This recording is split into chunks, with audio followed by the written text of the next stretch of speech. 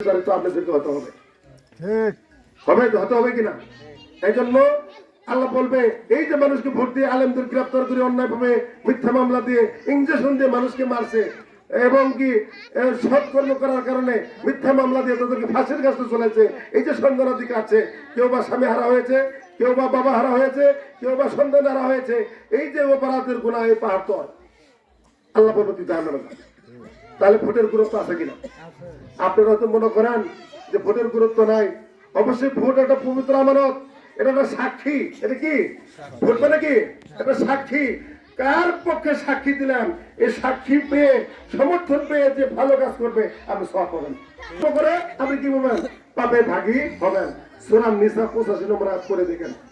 আমি আপনাদের সম্মুখে একটা বিষয় তুলে ধরতে চাই যে আমরা ঈমান এনেছি না ঈমান পেয়েছি? বলেন, একটু বুঝেন আগে। ঈমান আনছেন না ঈমান পেয়েছেন? আমরা ঈমান পেয়েছি। এই জন্য আমার দাদা মুসলমান আছি, দাদার দাদা মুসলমান আছি, এইভাবে আমরা ঈমান পেয়েছি। কিন্তু আল্লাহ রাব্বুল আলামিন পবিত্র আল কোরআনের সূরা মুজাদালার 11 নম্বর আয়াতে আল্লাহ পাক বলছেন, ইয়ারফাইল্লাহুল্লাযীনা আমানু মিনকুম, তোমাদের মধ্যে যারা ঈমান আনছে তাদের মর্যাদা আল্লাহ বৃদ্ধি করে দিবেন। বলেন সুবহানাল্লাহ। কেমন? হাসরের ময়দানে একটা বিশাল একটা সিংহাসন, কত মর্যাদা দিয়ে আল্লাহ রাব্বুল আলামিন বান্দাদের জন্য একটা চেয়ারের ব্যবস্থা করবেন। সুবহানাল্লাহ। এখন আসেন, এই ঈমান আমরা পেয়েছি, ঈমান আমরা আনি নাই। কেমন? একটা উদাহরণ দিয়ে আপনাদেরকে বোঝাতে চাই। রাসূল সাল্লাল্লাহু আলাইহি ওয়াসাল্লামের উপর যারা ঈমান এনেছিল তাদের উপর অত্যাচার আসছে কিনা? খাব্বাব, খুবাইব, বেলাল রাদিয়াল্লাহু আনহুর উপর তাদের উপর নির্যাতন আসছে, আসে নাই? আপনারা ইতিহাস করে দেখেন, আসছে না। কিন্তু আমরা ঈমান আনছি, অত্যাচার আসে না কেন? কথা বলেন নাই? অবশ্যই তাহলে আমাদের ঘাটতি আছে। এটা উদাহরণ দিলে বুঝবেন। আমি গায়ে দিছি শাল, এটা কি বলে?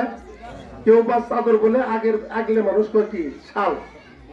এক ব্যক্তি শাল গায়ে দিয়ে বসে জুতা মুছতেছে, ভাসতে মুছতেছে। চাচা কর কেন বা এত দামের শাল দিয়ে তো জুতা মুছতেছ? তো কাকা, জুতা জোড়া খুব কষ্ট করে কিনছি, শালের দাম যে বেশি, এটা আপা দাম দিছে, তার মানে শ্বশুর বেড়া জুতা মুছে। এখন বুঝেন তো কি কষ্ট করে জুতা কিনছে, আর এটা পাইছে, যেটা পাইছে এটা তো মর্যাদা নাই, মানে মূল্য নাই। যেটা কিনছে কষ্ট করে, ওর এটা মূল্য আছে। রাসূল সাল্লাল্লাহু আলাইহি ওয়াসাল্লামের উপর যারা ঈমান এনেছিল তাদের উপর কষ্ট নির্যাতন গিয়েছে। এই জন্য তারা ঈমান নির্যাতন করার পর তারা ঈমান ছাড়ে নাই।